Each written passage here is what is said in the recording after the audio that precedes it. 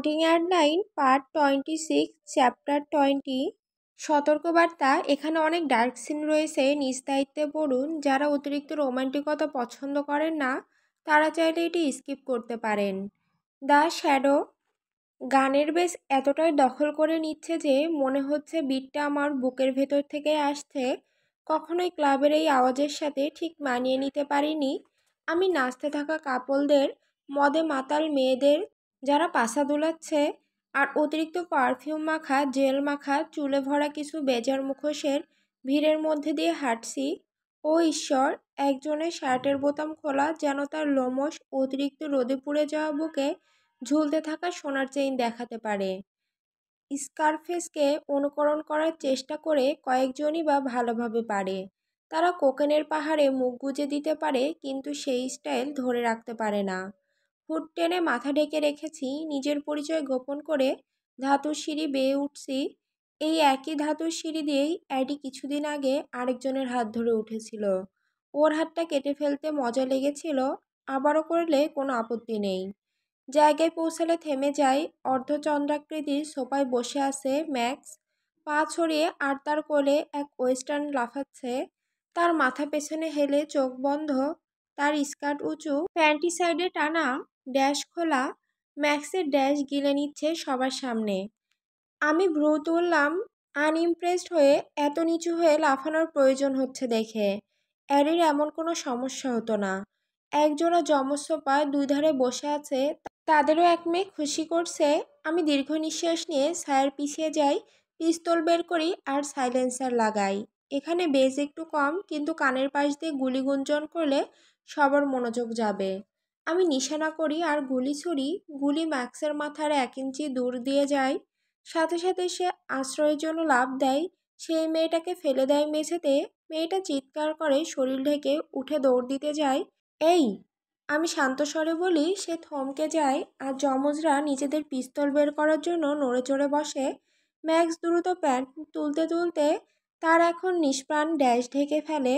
তোমাদের পিস্তল পকেটে ঢোকালে ভালো হয় তোমাদের ড্যাশের সাথে। তোমাদের কেউ আমার টাইপের না, দুর্ভাগ্যবশত। আমার একটাই টাইপ, আর তার হালকা বাদামি চোখ আর বিপজ্জনক পুরুষদের জন্য দুর্বলতা আছে। যমজদের একজন কথা না শুনে পিস্তল বের করতে গেলে আমি তার মাথার পাশ দিয়ে গুলি ছুড়ে দেই। সে পিস্তল ফেলে দিয়ে হাত তুলে দেয়। আমি চোখ ফেরাই 3 মেয়ের দিকে। তোমাদের সুন্দরীরা চুপচাপ বের হয়ে যাও, আর এই ব্যাপারে আর কখনো মুখ খুলবে না, ঠিক আছে? আমি হাতির মতো মুখ মনে রাখি, বিশেষ করে চেহারা। এই মেয়েদের কোনোদিনও আমার পিস্তলের ভুল দিক দেখতে হবে না। তবু তারা যদি বলে দেয় তাহলে আমার জীবন ঝামেলায় পড়বে।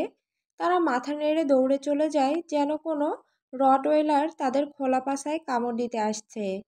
তুই কে? সিকিউরিটি কোথায়?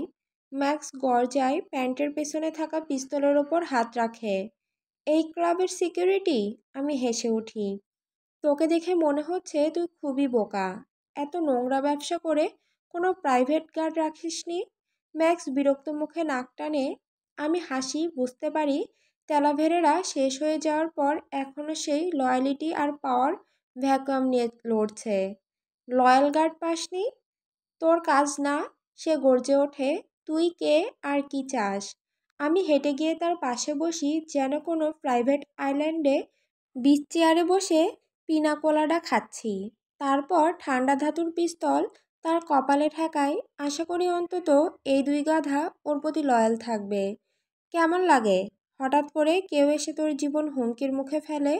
আমি একটু বেশি সরাসরি হয়ে গেছি, কিন্তু উদ্দেশ্য একই। যমজদের চোখ একে অপরের দিকে যায়। তুই কি বলছিস? 3 জনের কাছে থাকা সুন্দর পিস্তলগুলো টেবিলে রাখলে বলবো? আমি টেবিলের দিকে মাথা নাড়ি। যমজরা ম্যাক্সের দিকে চাই, আর সে মাথা নাড়লে তারা রাখে। ও ভালো, 2জন অন্তত লয়াল। দেখা যাক কতক্ষণ টেকে। ম্যাক্সের কপালে ঘাম পড়ছে, রাগে প্রায় ছুঁড়ে দিয়ে পিস্তল রাখে। অন্য 2জনও রাখে। একজন মেঝে থেকে তুলে আরেকজন পেছন থেকে বের করে টেবিলে রাখে। অ্যাডেলাইন রেইলি আর ডায়া পিয়ারসন, নামগুলো চেনা লাগছে। ম্যাক্সের চোখ বড় হয়। চিনতে পেরেছে বোঝা যাচ্ছে। কখনো শুনিনি। মিথ্যাবাদীদের ব্যাপারে একটা কথা আছে। আমি কেটে বলি, আমি মিথ্যা সহ্য করতে পারি না।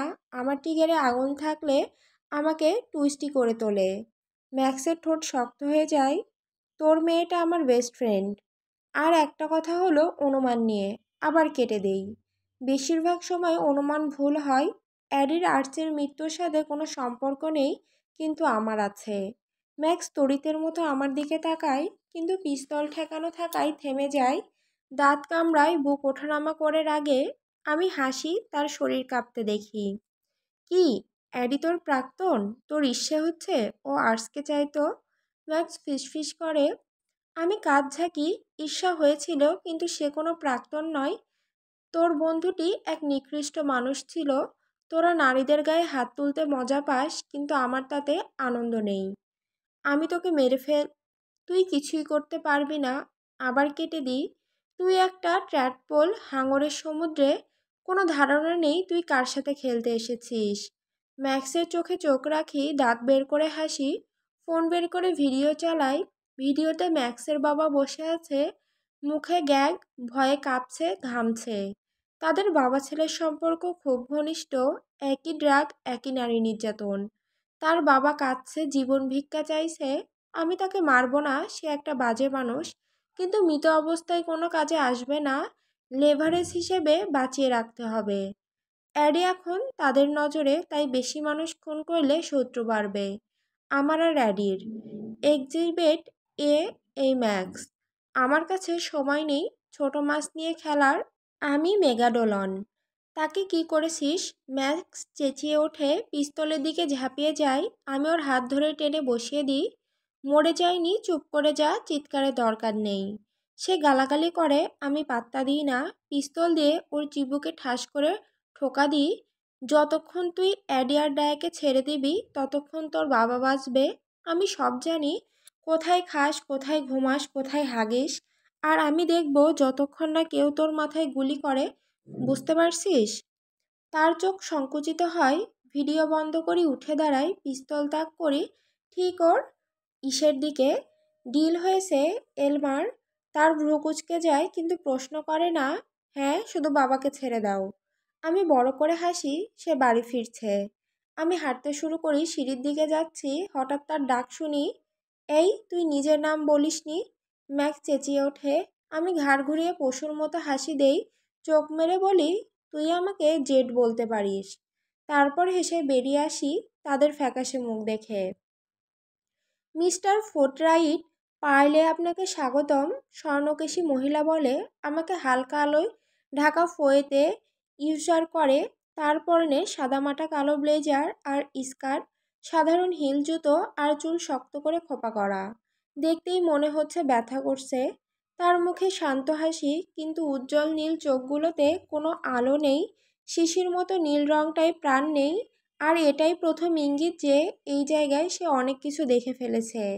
আমি ঢুকি, যা দেখতে এক ধরনের ফয়রার মতো।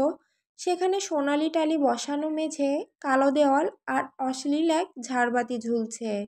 ভদ্রলোকদের ক্লাবের প্রতিষ্ঠাতা সদস্যদের সোনালি ফ্রেমে ছবি দেওয়ালে ঝোলানো, অথবা অন্যভাবে বললে দেওয়াল জুড়ে একদল ধর্ষকের ছবি। স্যুট পরা পুরুষেরা ক্যামেরার দিকে তাকিয়ে হাসছে, সম্ভবত কোনো মেয়েকে বা ছেলেকে ধর্ষণ করার পরও নেশায় ভাসছে। এরা সবাই আমার চোখে একরকম লাগে।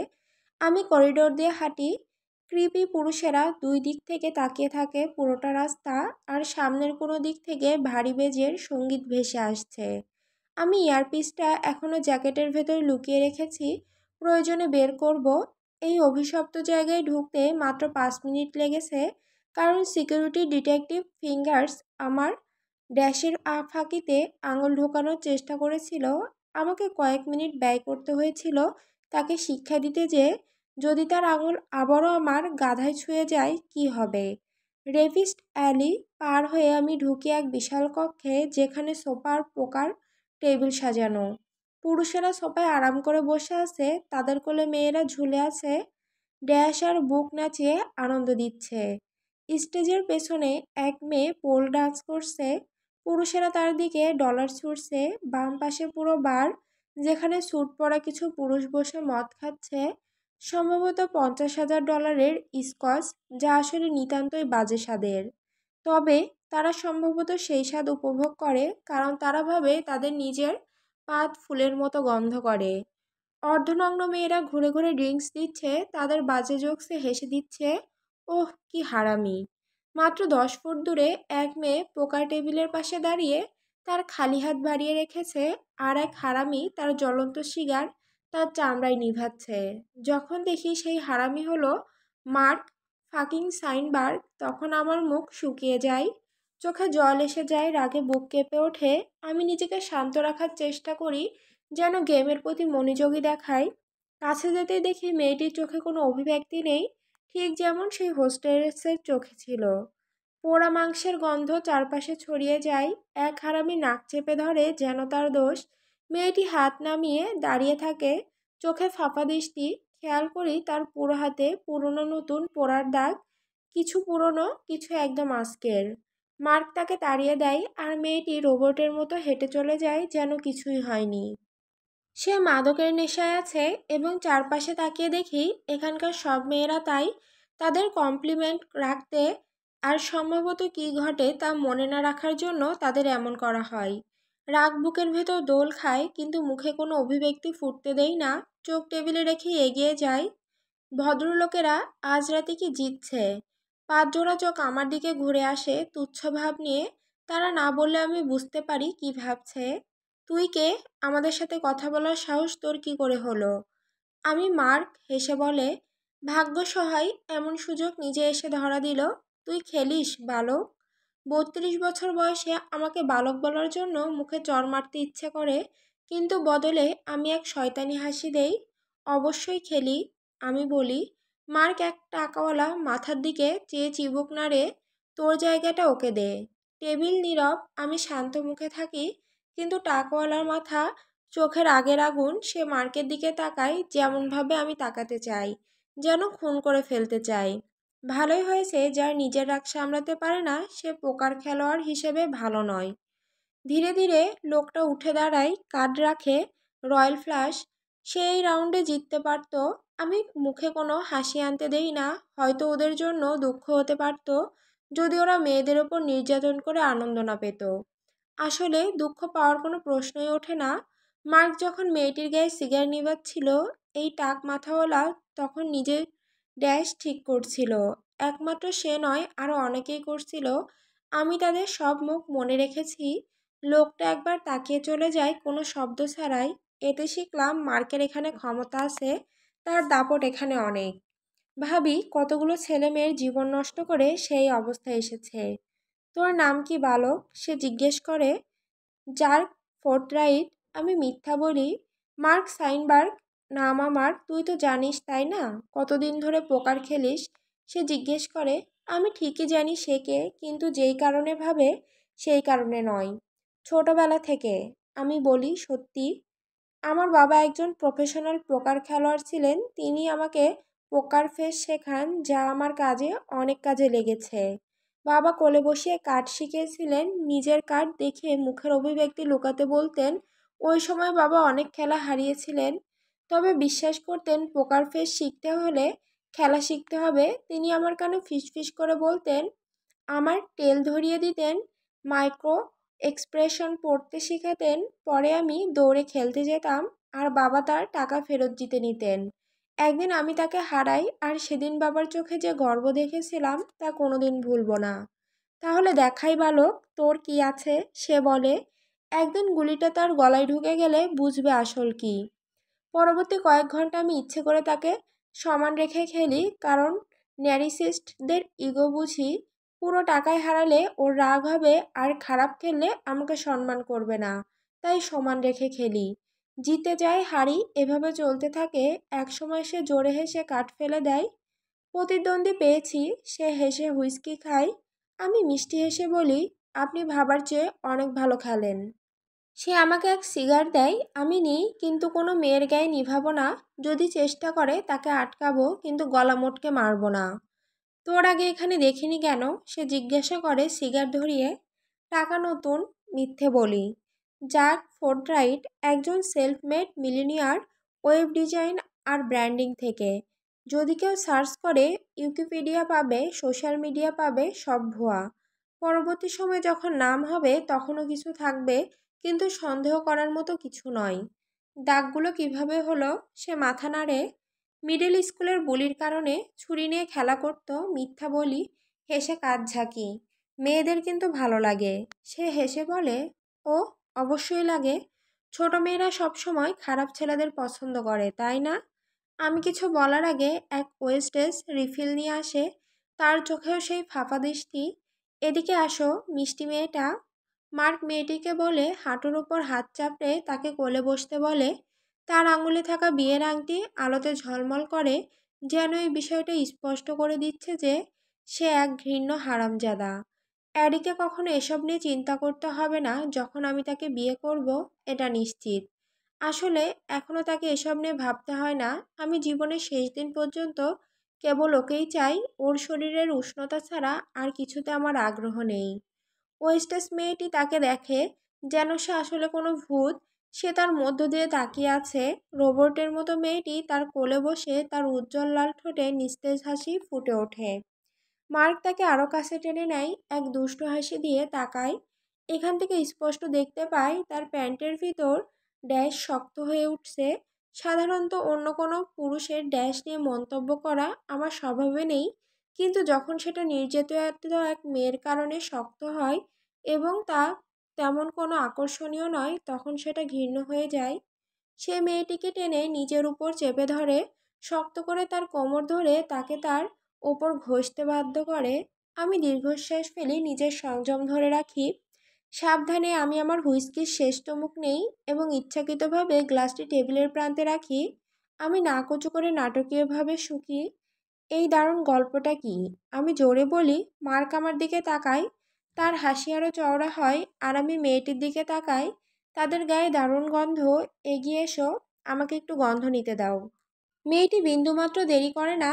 আমরা দুজন একে অপরের দিকে ঝুঁকে যাই, আর যখন সে আমার খালি গ্লাসের উপর এসে যায় আমি সেটাকে ঠেলে দেই। গ্লাসটি উল্টে গিয়ে কালো টালি বসানো মেঝেতে আছড়ে পড়ে। হাজার হাজার কাচের টুকরো ছিটকে পড়ে। ভারী মিউজিকের মধ্যেও ভাঙা গ্লাসের শব্দ স্পষ্ট শোনা যায়। চুপচাপ কথাবার্তা থেমে যায় এবং সবাই ওইদিকে তাকিয়ে যায়। মনে করিয়ে দেই, স্কুলে যখন কেউ ক্লাসে পাত দেয় আর সবাই চুপচাপ তাকিয়ে থাকে যতক্ষণ না তার মুখ লাল হয়ে যায়। মেয়েটি লাফিয়ে ওঠে, সাবধানে প্ল্যাটফর্ম হিলে কাচের টুকরোর মধ্যে দিয়ে হাঁটে, যেমনটি পরিকল্পনা ছিল। আমি দুঃখিত, সে বলে। প্রথমবার তার কণ্ঠে কিছু আবেগ দেখা যায়। আমি এখনই পরিষ্কার করে দিচ্ছি। তুমি কি মজা করছো? আমি চিৎকার করি। তার দিকে রেগে তাকাই, যেন গ্লাসটা ওই ফেলে দিয়েছে। তার মুখ হাঁ হয়ে যায়। আমি দাঁড়িয়ে যাই। আমার সঙ্গে পেছনে চলো, আমি গর্জন করে বলি, চোখে ক্রোধের ঝলক। সে সংকুচিত হয়ে যায়। অন্য পুরুষেরা হেসে ওঠে।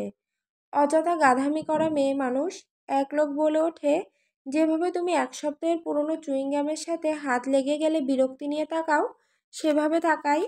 আমি ওকে সামলে নিয়ে আসছি। আমি মার্কের দিকে তাকিয়ে বলি। সে জোরে হেসে ওঠে। একটা নিরীহ মেয়েকে তুচ্ছ কারণে শাস্তি পেতে দেখে সে আনন্দ পাচ্ছে। এই বুড়োটা হয়তো সপ্তাহে একবার পড়ে গিয়ে নিজে উঠতে পারে না, তবু গ্লাস ভাঙা নিয়ে হাসাহাসি করছে। আমি মেয়েটির হাত শক্ত করে ধরতে ধরতে তাকে নিজের দিকে টেনে নেই এবং টেনে নিয়ে যাই। সে খুব একটা প্রতিরোধ করে না। তার নিজের প্রাণ বাঁচানোর ইচ্ছা নেশার ঘোরের মধ্যেও কাজ করছে, কিন্তু সে তার ভাগ্য মেনে নিয়েছে। চুপচাপ একটি ঘরে নিয়ে যেতেই সে হাঁটুর উপর বসে পড়ে। তার সবুজ চোখে দুঃখ এবং হাহাকার নিয়ে আমাকে তাকিয়ে দেখে। মেয়েটি খুব সুন্দর। উজ্জ্বল লাল চুল, ঘাসের মতো সবুজ চোখ, নাক জুড়ে ফ্রিকল। তার মধ্যে কিছুটা অ্যাডির মতো ভাব আছে, আর তাই আমার ইচ্ছা হয় ফিরে গিয়ে মার্কের মুখে ঘুষি বসিয়ে দিই। উঠে দাঁড়াও, আমি কঠোরভাবে বলি। সে কাঁপতে কাঁপতে দাঁড়িয়ে যায়, সদ্য হাঁটতে শেখা বাচ্চা জিরাফের মতো। আমি তোমাকে এখান থেকে বের করে নিয়ে যাব, আমি বলি। তার ভ্রু কুঁচকে যায়। সে ভ্রুকুটি করে। স্যার, তোমার নাম কি সোনা? সে কাপা গলায় বলে, চেরি। আমি মাথা নাড়ি। এটা তোমার আসল নাম না স্টেজ নাম? সে ঠোঁট কামড়ায়। আসল। তার বাবা মা খুব বেশি ভাবনা করতে পারেনি, হয়তো পরের বাচ্চার নাম রাখবে স্ট্রবেরি বা ওয়াটারমেলন। যাই হোক, তুমি কি নতুন জীবন শুরু করতে চাইবে? তার চোখ বড় হয়ে যায় এবং নেশার ঘোর কিছুটা কেটে যায়, কিন্তু তারপর তার চোখে সন্দেহ, এরপর হাহাকার। চোখের কোণে অশ্রু জমে। এই দৃশ্য আমার মন থেকে কখনো যাবে না। সে নিচের দিকে তাকায়, নিজেকে সামলানোর চেষ্টা করে। আমি জানি এর মানে কি। আমি আমি সত্যি দুঃখিত, বুঝতে পারিনি আমি এত নিচু হয়ে গিয়েছিলাম। আমি তোমাকে আঘাত বা হত্যা করতে যাচ্ছি না, চেরি। আমি কেটে বলি, আমি তোমাকে সাহায্য করব, কিন্তু তোমাকে হুবহু আমার কথা শুনতে হবে। সে কাঁপতে কাঁপতে চোখের কোণে তাকায় এবং মাথা ঝাঁকায়। আমি আমার ব্লুটুথ ইয়ারপিস বের করি, যা জ্যাকেটের ভেতর লুকিয়ে ছিল।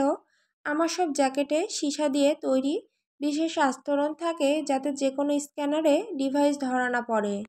আমি কানে সেটি লাগাই, বাটন চাপি, যার সাথে সাথে জেকে কল করে এবং অপেক্ষা করি। সে রিসিভ করলে আমি পুরো পরিস্থিতি বুঝিয়ে বলি। 15 মিনিটের মধ্যে সে গাড়ি প্রস্তুত করে ফেলে। এই সময়ের মধ্যে চেরি তার পরিবারের কথা জানায়। তার ছোট বোন ক্যান্সারে আক্রান্ত, আর তাদের একলা মা। সে তাদের চিকিৎসা খরচ জোগাতে এই কাজ করছে, কিন্তু সে স্বীকার করে, যদি মরে যায় তাহলে এই আয়ের কোনো মানে থাকবে না। তাকে আর কখনো এসব নিয়ে ভাবতে হবে না, অথবা কোনো ভাঙা গ্লাসের কারণে মরে যেতে হবে না। যে ক্যামেরা মনিটর করে এবং আমাকে গোপন দরজা দিয়ে বের হওয়ার নির্দেশ দেয়। দরজা দিয়ে বের হওয়ার আগে আমি তার কবজি ধরে থামাই। 10 ফুট দূরে একটি কালো সেডান দাঁড়িয়ে, দরজা খোলা। আমি জানি সে আসতে বলে, আমি তোমার মুখ মনে রাখবো না, আমি কখনো তোমাকে দেখিনি। সে অনুমান করে। আমি মাথা নাড়ি। চেরি, তুমি এমন কোনো জায়গায় যাচ্ছ না যেখানে তোমাকে এসব নিয়ে কোনোদিন প্রশ্ন করা হবে। তুমি এবং তোমার পরিবার নিরাপদ থাকবে, আমি প্রতিশ্রুতি দিচ্ছি। শুধু চাই তুমি জীবনটাকে অর্থবহ করে তুলবে, শুধু এটাই চাই। তার চোখ থেকে এক ফোঁটা অশ্রু গড়িয়ে পড়ে। সে তাড়াহুড়ো করে মুছে ফেলে এবং মাথা ঝাঁকায়। তার চোখে ভাষা আসা দেখে এই ভয়ঙ্কর মানবতার মধ্যে নিজেকে যুক্ত করা সার্থক মনে হয়। নায়কের মতো নয়, বরং তাদের চোখে সত্যি একটি ভবিষ্যতের রূপ দেখতে পারার মতো। সে দৌড়ে গাড়ির দিকে যায়, আর আমি কোনোভাবে আমাকে কেউ দেখতে পাই না এমনভাবে আবার ভেতরে ঢুকি। যে ক্যামেরা ক্লিয়ার করে দাও, আমি বলি। এয়ারপিস খুলে আবার লুকিয়ে রাখি। ক্যামেরা ফুটেজ স্পাইস করা হবে, কেউ দেখতে গেলে দেখবে আমি চেরিকে একঘরে নিয়ে গেছি এবং আলাদাভাবে বের হয়েছি। এটি আমার বিশেষ দক্ষতা, যা আমি শিখেছি এবং পরে জেকে শিখিয়েছি। ক্যামেরার অংশ পরিবর্তন করে সেটাকে এমনভাবে সাজানো যেন সেরা হ্যাকাররাও বুঝতে পারবে না। আমি ঘাড় নাড়াই এবং নিজেকে মানসিকভাবে প্রস্তুত করি এক দীর্ঘ রাত পার করার জন্য, যেখানে আমাকে এক পেডোফাইলের সাথে বন্ধুত্ব করার ভান করতে হবে। ডায়েরি, জুলাই 4, 1945। 4ঠা জুলাই সবসময় আমার প্রিয় ছুটির দিনগুলোর একটি। সারাদিন আমি অতিথিদের জন্য আয়োজন করি, আর জন বারবিকিউ করে। তারপর আমার বাড়ির পেছনের উঠানে পাহাড়ের ধারে আতশবাজি ফোটাই। সেটা সব সময় অবিশ্বাস্যভাবে সুন্দর হয়, আর পুরো রাতের সবচেয়ে প্রিয় অংশ আমার কাছে। কিন্তু এই মুহূর্তে আমি আমার ঘরে বসে কাঁদছি। জন আবার মদ খেয়ে এসেছে। সারাদিন সেরা আর আমাকে চিৎকার করে বকেছে। কিছুই তার ঠিক মতো হচ্ছে না। এমনকি সে একসময় রাগ করে গ্লাসের প্লেট দেওয়ালে ছুঁড়ে মেরেছে। আমি কৃতজ্ঞ যে আমাদের অতিথিরা এখনো আসেনি। ফ্রাঙ্ক রাস্তায় আছে, সে আসছে, এজন্যই আমি কৃতজ্ঞ। সেই রাতে ডিনারের পর থেকে, যেদিন জন অবশেষে রেগে গিয়ে ফেটে পড়েছিল, ফ্রাঙ্ক কিছুটা দূরে দূরে থাকছে। তবুও আমি বুঝতে পারি সে আমাদের দাম্পত্য ঝগড়ায় জড়াতে চায় না। তবুও আমি খুশি যে সে আসছে। ও আসলে জনকে ব্যস্ত রাখবে, আর আমি বাকি পরিবারের সাথে সময় কাটাতে পারবো। আমি কেবল প্রার্থনা করছি জন যেন আজ রাতে আমাকে লজ্জায় না ফেলে। যদি সে ফেলে, আমি মনে করি আমি কোনোদিন তাকে ক্ষমা করতে পারবো না।